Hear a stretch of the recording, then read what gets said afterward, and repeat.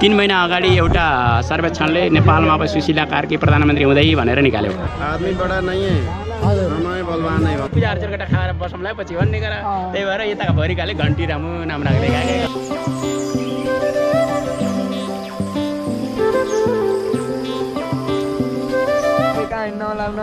म घर हिँड्न लाग्छु हजुर।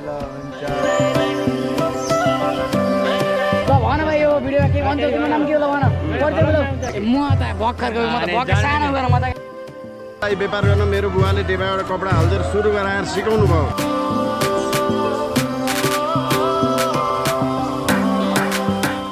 निकै समय पहिला तपाईँको यहाँ माथिबाट अहिले उल्का वर्ष भनेर विज्ञानका विद्यार्थीहरूले पढ्छन्। तारा आकाशबाट खसेर आवेगो त्यो भूकम्प हो, आँधी बेरी हो।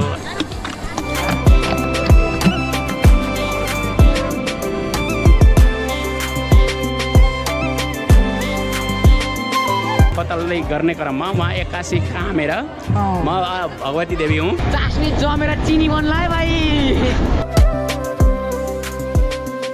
नयाँ पुस्तालाई त्यो मन पर्न छोड्यो। उदाहरणको लागि तिमीले बोकिरहेको क्यामेरा उनीहरूको पाला क्यामेरा हुँदैन।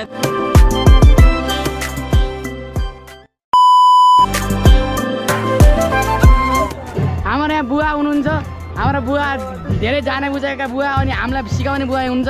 आजको यो सोनाना त तपाईँले के भन्न चाहनुहुन्छ बुवा? एकदम चाहिँ यहाँ सराय राम्रो भयो। हजुर भगवतीको स्थापना भएको ठाउँ ताराखसी भन्ने ठाउँमा साह्रै राम्रो सराय भयो। राम्रो चाहिँ हेर्न पाइयो, एकदम रमाइलो छ। रमाइलो छ होइन? ल हुन्छ बुवा ल। यहाँले चिनिहाल्नु अब यहाँलाई बुझाइदिन्छ कसरी बुझाइदिन्छ चिन्नु न यसलाई। चिन्नु न यो को भन्नुहुन्छ भने सिंह रामप्रसाद भन्ने चिन्ह हो। काफ्ले काफ्ले रामप्रसाद। काफ्ले त घन्टीवाला भन्नुहुन्थ्यो क्या हो। उहाँको नाति हो हजुरबालाई के हो भन्थ्यो क्या अरे घन्टी रामु भन्थ्यो क्या। ए हो र हजुरबालाई तिमीलाई थाहा भएन? त्यो इन्डियाको नाम हो क्या घन्टी रामु। त्यो किन भएको नाम भन्नु फेरि मैले बताइदिन्छु। किन भएको तिम्रो हजुरबाले धर्ममा विश्वास गर्ने हजुर होइन, बिहान पूजापाठ नगरिकन नखाने अनि यताबाट गएका इन्डियातिर जाने मान्छेलाई अनौठो लाग्ने कि। त्यही भएर त घन्टी बजाउनु थाल्ने तिम्रो हजुरबाले पूजा गर्नु मैले पूजा अर्चन केटा खाएर बसौँला पछि भन्ने गरेर त्यही भएर यताका भरिकाले घन्टी रामु नाम राख्दै गएको। घन्टीवाला रामु हामीले बोल्न थाहा भयो। मन्दिर बनाएको त थाहा भयो। मन्दिर छ अनि त्यही त हो नि प्रभाव घन्टीवाला रामु भन्ने। ल भन भाइ यो भिडियोमा के भन्छ तिम्रो नाम के हो ल भन। अनि दाइले फेरि चिन्नु अब तर उसलाई त कसरी चिन्नु भएन। हाम्रो यहाँ चाहिँ ब्रोकर नम्बर 57 आएर जाएर काहीँ यो भिडियो मार्फत तपाईँको सर्वप्रथम परिचय खुलाइदिन्छ तपाईँको। मेरो नाम माधवराज घैरे। हजुर घर भूमिकेशनाथ चिउरामाटी वार्ड नम्बर 8 मा पर्छ। आजको सोराडा तपाईँले कस्तो रूपमा लिनुभएको छ? राम्रो छ। त्यहाँ सुरुमा चल्दै आएको ताराखसी मन्दिर हो।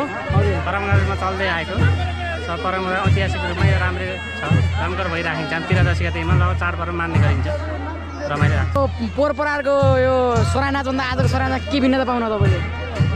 सरायनाथ त अब लगभग एउटै हो तर चाहिँ जनसङ्ख्याकै हिसाबले मान्छेले अलिक पोहोर परारभन्दा अलिक कम चाहिँ महसुस भएको मानेको छु। अरू त समग्र रूपमा राम्रै छ। कि सरकारले जेएनजी भोइलाई गोली हालेर त होइन त्यस्तो भएको? होइन होइन त्यस्तो होइन। यहाँ गाउँघरमा युवा जनसङ्ख्या नि कम छ बुढाबुढीको कारणले गर्दा। होइन यताको नभए नि अन्तको पुरा जोडेको अहिले समसामयिक भिडियो छ क्या यो चाहिँ। ल त्यसमा अलिकति प्रभाव होला। ल हुन्छ त्यसो तपाईँको यो अमूल्य समय मेरो क्यामेराको लागि आफ्ना मन्तव्य व्यक्त गरिदिनु त्यसलाई तपाईँ धेरै धेरै भन्नु। नै आफ्ना मान्छे मेरो माहौल तिम्रै फेरि यत्र वर्ष तपाईँ कहाँ हुनुहुन्थ्यो चिन्नु भएन उहाँलाई चाहिँ? म काठमाडौँ बस्ने गरेको छ विगत 40-42 वर्षदेखि काठमाडौँमा बस्ने भएर यहाँ म त भर्खरको म त भर्खर सानो गरेर म त जन्मिनुभन्दा धेरै वर्ष अघिदेखि हो काठमाडौँ बस्ने। त्यही भएर अब त चिन्जानु। तपाईँको नाम चाहिँ शुभ नाम? म लेखनाथ भुषाल। तपाईँ काठमाडौँ के गर्नुहुन्छ अहिले? म एयरपोर्ट भन्सारमा कार्यरत छु। एयरपोर्ट भन्सारमा?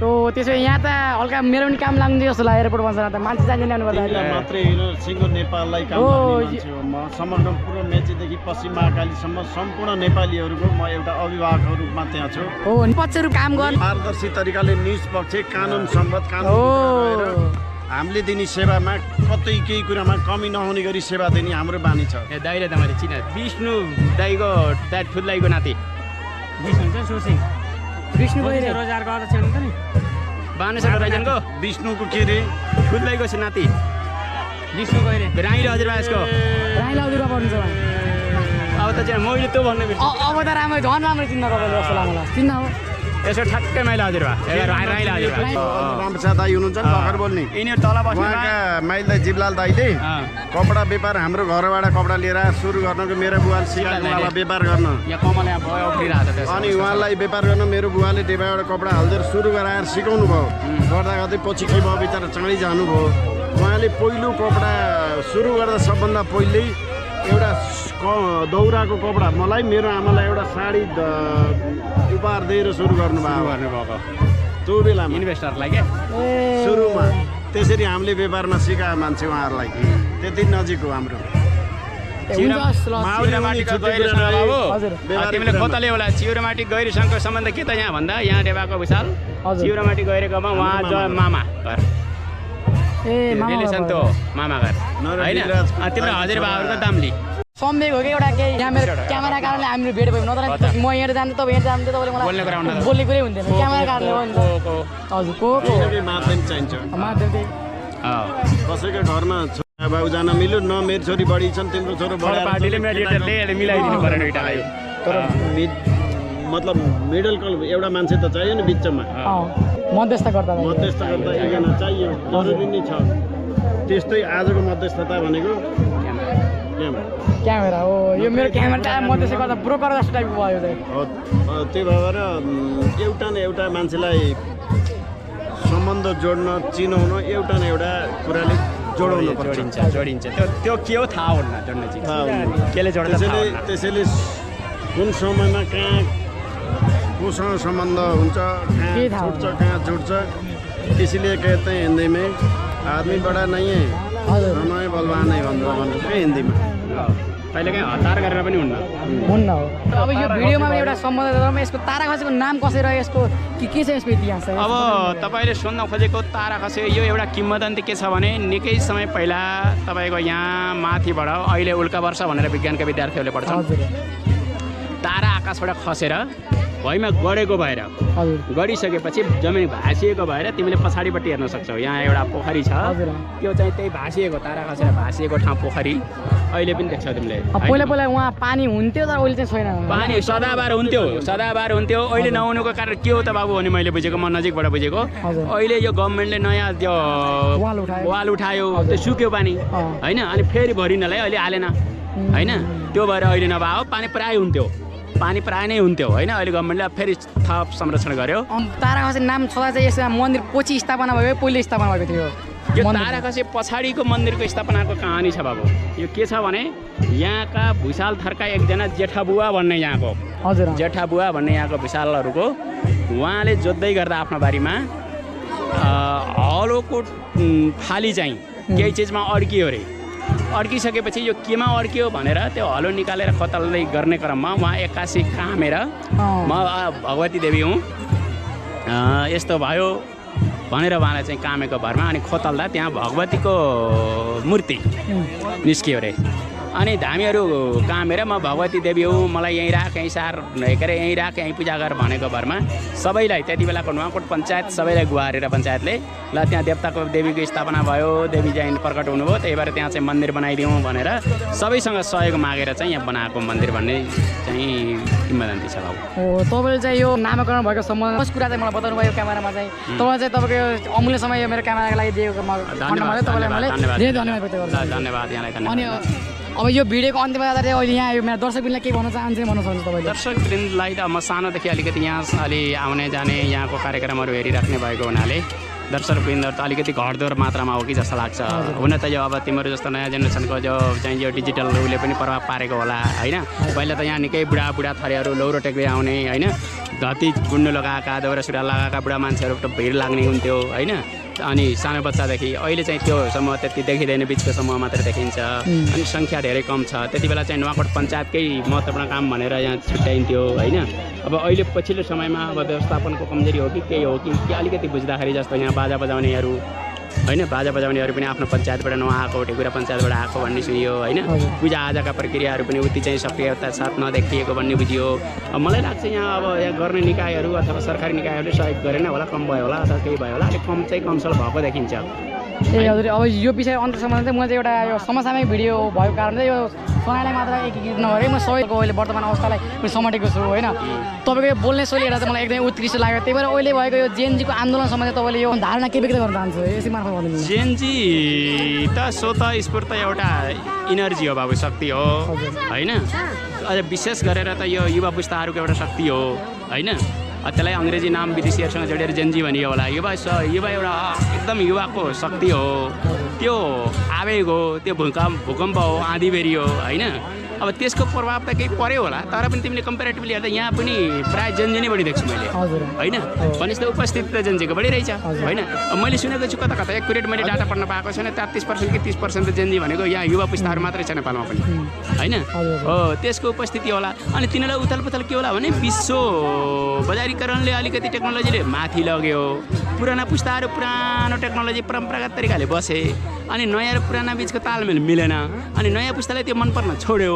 उदाहरणको लागि तिमीले बोकिरहेको क्यामेरा, उनीहरूको पाला क्यामेरा हुँदैन थियो, फोटाखोची ठुलो कुरो हुन्थ्यो। सम्भवतः तिमीले भिडियो गरिरहेको छ होला, लाइभ गरिरहेको छ होला होइन।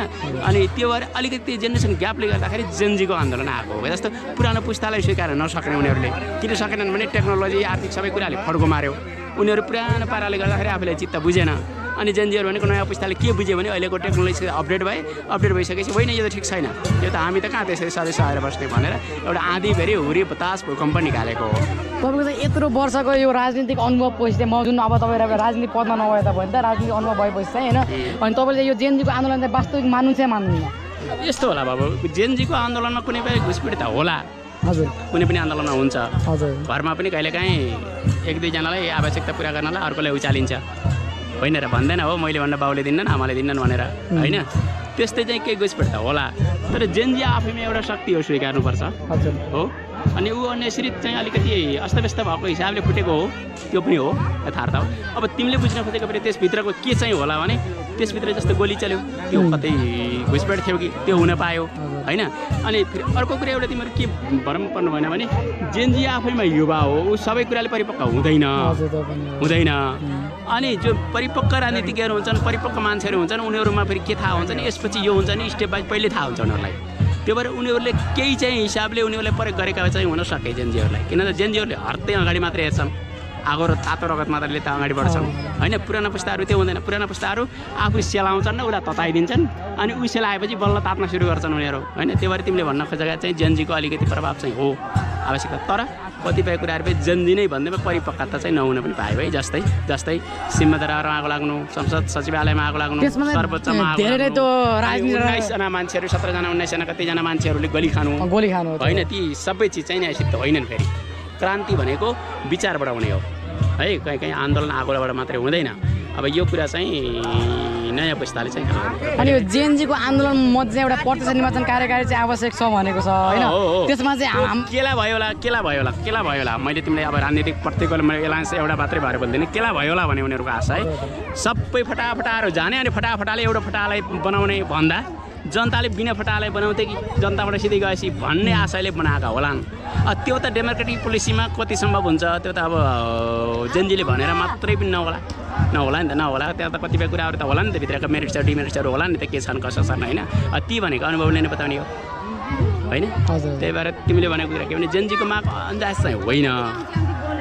चाहिँ होइन, जेएनजीहरू उठे हो, जेएनजीहरू ताते, जेएनजीहरूले खोजे होइन, जेएनजीहरूले गरेर देखाइदिए, तर दुई दिनमा सत्ता हालिदिए होइन। तर आफू पनि त मरे, आफू पनि मरे हो। त्यही भएर यो चाहिँ के हो भने कति परिपक्वता हो भन्ने कुरा जेएनजी अब युवाको शक्ति चाहिँ हो। युवा शक्तिलाई प्रयोग गर्ने तरिकामा अलिकति सिस्टमेटिक तरिकाले, अलिकति विचाराधीन तरिकाले, अनि कति फाइदा कति बेफाइदा, के फाइदा उद्देश्य के भन्ने तरिकाले लाग्यो भने सजिलो होला बाबु। किन भन्दा नत्र भने जेएनजीको नाममा के हुने भयो भने हरेक फ्याक्टरहरूले प्रयोग गर्ने, आफ्नो स्वार्थ उठाउने, मर्ने जेएनजी हुने भयो, बुझ्यौ नि। अनि फाइदा उठाउने अरू हुने भयो क्या हो। अब यो न्युज तिमीलाई म किन भन्छु भने मैले एक्युरेट न्युज त मैले हेरिनँ। 3 महिना अगाडि एउटा सर्वेक्षणले नेपालमा अब सुशीला कार्की प्रधानमन्त्री हुँदै भनेर निकाल्यो, जेएनजीको आन्दोलन हुनुभन्दा 3 महिना अगाडि हो। केही समय अगाडि सिंहदरबारमा आगो लाग्दैछ भनेर काठमाडौँको मेयरले बोल्यो होइन। अनि त्यसको केही समय अगाडि फेरि अब संसदको काम छैन, अवरुद्ध गरेर बन्द गरे हुन्छ भने फेरि अर्को संसद बोल्यो भने सबै कुराहरूको एपिसोड हेर्दा त्यहाँ जेनजीलाई कार्यरत बनाए पनि त्यहाँ कुनै प्लानगत तरिकाले एउटा काम भइरहेको थियो, योजनाबद्ध तरिकाले काम भइरहेको थियो। अनि त्यसमा मिडियालाई प्रमुख बनाएर फेसबुक इन्स्टाग्राम जस्ता कुनै पनि चिजहरूलाई बन्द गर्नुपर्छ भन्ने बनाएर जेनजीलाई प्रयोग गरिरहेको थियो त्यहाँनिर। किनभने जेनजीहरूमा एउटा एनर्जी हुन्छ, शक्ति हुन्छ, तिनीहरू आगो लाउन सक्छन्, गोली हान्न सक्छन् होइन, उनीहरूलाई कुनै दायाँ बायाँ घाटा नाफा तौल हुँदैन, हिसाब हुँदैन होइन, मर्न पनि तयार हुन्छन्। अरू पाएको मान्छेहरू त एउटा मान्छे मर्न तयार हुँदैन, बाठो हुन्छ पाएको मान्छेहरू त, मर्न कसलाई डराउँछ। त्यही भएर जेनजीहरूको लाइफ प्रयोग गरेको हो। तर जेनजीहरू अस्तव्यस्त भएर विस्फोट चाहिँ भएका हुन्, फेरि अस्तव्यस्त भएर विस्फोट भएका हुन् जेनजीहरू। त्यही भएर जेनजीहरूको शक्ति चाहिँ हो। नेपालको विश्वको इतिहासमा नेपालको 24 घण्टाभित्र सत्ता ढलाएर त्यो पनि पूर्ण प्रजातान्त्रिक तरिकाले बनेको सत्तालाई ढलाइदिएर नोमिनेट सरकार बनाइदिएर देखाइदिए जेनजीहरूले। त्यो पावर हो, यो विश्वको पावर हो, यो विश्वमा इतिहास रचेको। किनभने डेमोक्रेटिक सिस्टम भएको ठाउँमा पनि ढालेर नयाँ सिस्टमले बनाइदिएको हो। अब यो विषयलाई हल्का साइडमा राखेको छ। अब चाहिँ तपाईँले हल्का तपाईँको अनुभव हेरेर चाहिँ मैले तपाईँको बोल्ने शैली हेरेर चाहिँ धेरै राम्रो माने। त्यस कारण चाहिँ यो हाम्रो सोरा नाचको उत्पत्ति चाहिँ कहाँबाट भयो र यो सोरा नाच हामीले कहिले देखेन लाग्यो र यो धार्मिक इतिहास के रहेको छ? इतिहासमा यो विशेष सोरा नाच भनेर नेपालको प्राचीन इतिहास त हेर्दा नेपालको विशेष गरेर अर्घाखाँचीलाई फोकस गरिएको छ र गुल्मीको कुनै कुनै ठाउँलाई फोकस गरिन्छ इतिहास पढ्दाखेरि है। इतिहासमा हेर्दा र इतिहास पढ्दाखेरि दुईवटा कुरा विशेष अर्घाखाँचीलाई फोकस गरिन्छ। त्यसमा पनि अझ फेमस गरेर सबै इतिहास किताबहरूमा अर्घाको सराय भनेर व्याख्या गरिन्छ र खाँचीको दुईटालाई इतिहासको किताबहरूमा त्यसरी भेटिन्छ। अब यो सराय नाच भनेको ऐतिहासिक भगवती देवीको विशेष गरेर भुषालहरूले आफ्नो कुलदेवताको रूपमा होइन पूजा गर्ने अनि यो सराय निकाल्ने नचाउने परम्परा हो भन्ने मलाई लाग्छ। सबै यसको इतिहास चाहिँ मलाई टोटल्ली थाहा छैन। यो काली भगवतीको चाहिँ देवीको चाहिँ प्रतिबिम्ब हो, पूजा हो भन्ने मैले बुझेको छु। भित्र भएको जानकारीहरू यस मेरो क्यामेरालाई चाहिँ तपाईँले व्यक्त गरिदिनु भयो, त्यसैलाई चाहिँ म धेरै धेरै धन्यवाद व्यक्त गर्न चाहन्छु। धन्यवाद यहाँलाई पनि धन्यवाद। हवस् त, हुन्छ।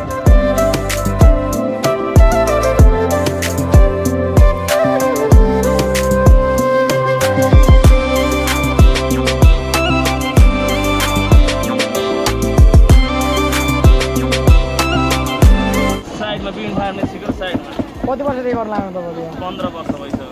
त्यही भएर यहाँको यस्तो यो कार्यमा यति फास्ट किन छ भने 15 वर्षको एक्सपिरियन्स हुन्छ नि यहाँसम्म त। आजको चाहिँ यो कस्तो भयो आज व्यवसाय? आजको त रमाइलो भइरहेको व्यापार भएकोमा रमाइलो भइरहेको आज अलिक चाँडो चढिरहेको मान्छे न त अलि नै ढिलो चढ्छ। सो त हाम्रो त्यो उहाँ बाटोमा भइरहेको अन्तर्वार्ताको कारणमा चाहिँ सोराय चाहिँ आलाम लिएर चाहिँ उता पारी सेलाउन लैसक्नु भएको छ अनि उताबाट फर्काएर ल्याउने कुरा पनि हुन्छ एक किसिमको चाहिँ होइन। अहिले चाहिँ हल्का यहाँ चाहिँ मौसम जस्तो हेर्नु सक्नुहुन्छ, हल्का हल्का कुहिरो लगाइरहेको छ। अब यहाँको जेरी चाख्नको लागि चाहिँ कति मिनटदेखि यहाँ उमिरनु भएको छ? दिउँसै चाखे जे चाखे हो घर लानको लागि चाहिँ कति मिनटदेखि बस्नुपर्छ यहाँ चाहिँ? आधा घन्टा त भयो। यस्तो यो क्रेज देखाएर चाहिँ तपाईँले के भन्न चाहनुहुन्छ? यो क्रेज सानो क्रेज हो, हामी काजीकोमा जाने बानी परेकोले यो क्रेज त्यति ठुलो लाग्दैन। सोराय उहाँ नेटो काटिसक्यो भने यहाँ सोराय हेर्ने मान्छेहरू यति बजी त खुल्ला भयो त। अब सेलाउने बेलामा यहाँको लोकल मान्छेहरूले भयो हुन्छ।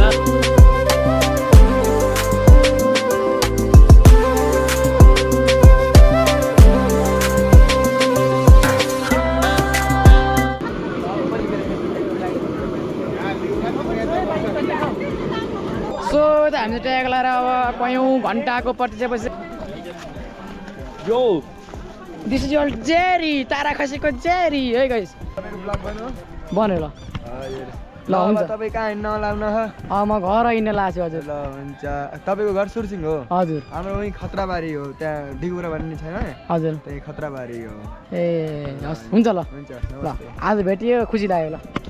त गाइस हामी त यत्रो बेर पर्दापछि हामी जेरी लिएर चाहिँ फाइनली अब घरतिर लागेका छौँ होइन। मौसम त चिसो चिसो यस्तै छ, अब कुहिरो लागिरहेको छ। अब आजको यो तारा खसेको भ्लग चाहिँ कस्तो भएको छ तलको कमेन्ट बक्समा लेखेर चाहिँ प्रतिक्रिया दिन चाहिँ नभुल्नु होला होइन। यो बाटाको भिडियो चाहिँ आउँदाखेरि चाहिँ तपाईँले देखिसक्नु भएको छ, अब कति देखा भने वाक्क लाग्ला फेरि होइन। त्यही हो भाइले भाइको स्ट्रगललाई चाहिँ हेर्न सक्नुहुन्छ। अरे भाइ स्वाट यो बिचार्दाखेरि कुकुरले च्याप्दै बाहिर लिइरहला फेरि हो कि नै हो के छ डर सक्दैन सकिन। हामीले ल्याउँदा तातो जेरी ल्यायो, यो चिसा हावा यस्तै लिएर त सिलाइसक्ने भयो यार। चास्नी जमेर चिनी बन्ला है भाइ।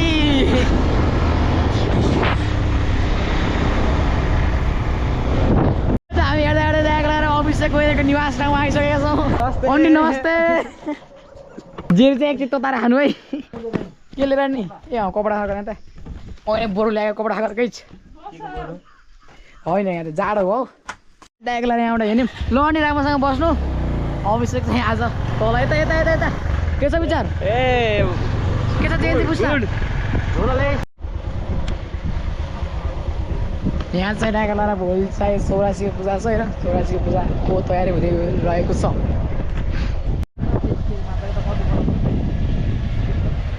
टोली आयो घर आयो टोली आयो